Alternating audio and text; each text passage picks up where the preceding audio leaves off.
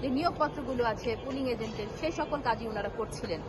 তো এখানে আসলে বাহিরের কেউ ছিল না, বা এখানে কারোর সাথে কোনো দলীয় আলোচনা বা এরকম কোনো ঘটনা ঘটেনি।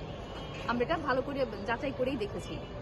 আমরা তো রাজনৈতিক পরিচয় ওনার নেই। উনি আসলে আমাদের কাছে একজন একটি স্কুলের প্রধান শিক্ষক। আমাদের যে ভোট গ্রহণকারী কর্মকর্তা যে নিয়োগের যে বিধান নিয়মাবলী আছে সে অনুযায়ী আমরা ওনাকে নিয়োগ দিয়েছি।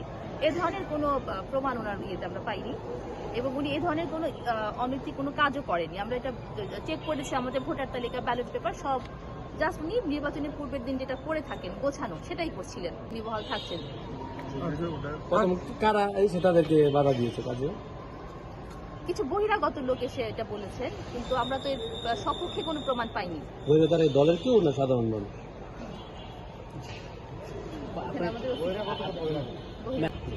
ব্যালট পেপার, ফেসবুকে একটা ব্যালট পেপারের কিছু ছবি দেখলাম ভাইরাল হয়েছে, বিষয়টা ম্যাম জানেন কি? না, ব্যালট পেপার ওনারা এগুলো চেক করছিলেন যে আমরা যে ভোটার সংখ্যার সাথে ব্যালট পেপারের যে সংখ্যা সেটা মিল আছে কিনা, এটা চেক করতে হয়, চেক করে দেখতে হয়। না হলে তো ভোটার আসলো, ব্যালট পেপার যদি কম হয়ে যায় এটা একটা সমস্যা হতে পারে। ওনারা এটা চেক করছিলেন, ভোটার তালিকা এবং ব্যালট পেপার, এই দুটো আমাদের চেক করার নির্দেশনা রয়েছে, সেটাই ওনারা করছিলেন।